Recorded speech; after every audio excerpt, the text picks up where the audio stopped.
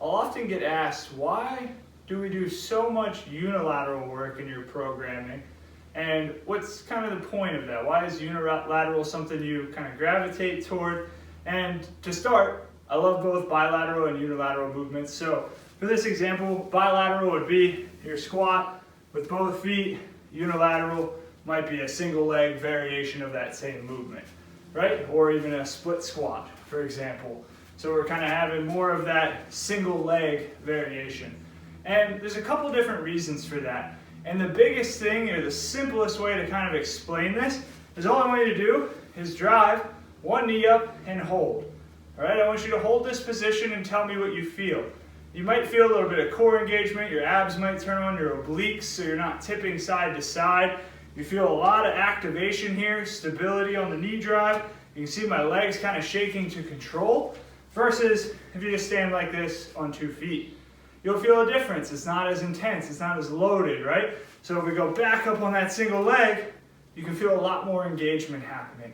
This is the simplest way to kind of explain why I like to add in unilateral movements. We definitely still do bilateral movements in training, and it's something I believe in, from loading the body and also just, awareness and ability to do them.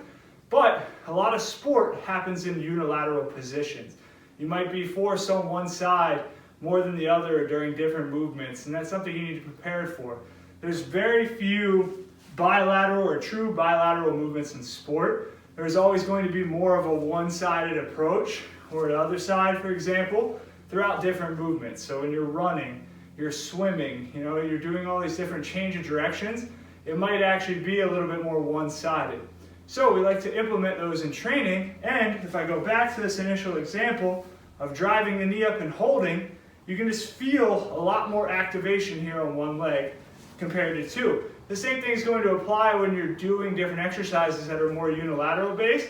So that's why we like to mix those into training and focus a little bit more on a unilateral approach from time to time and make sure we're getting the most out of our training. Both have a spot in the training. Bilateral and unilateral are definitely part of the equation, but that's why we mix in those bilateral variations.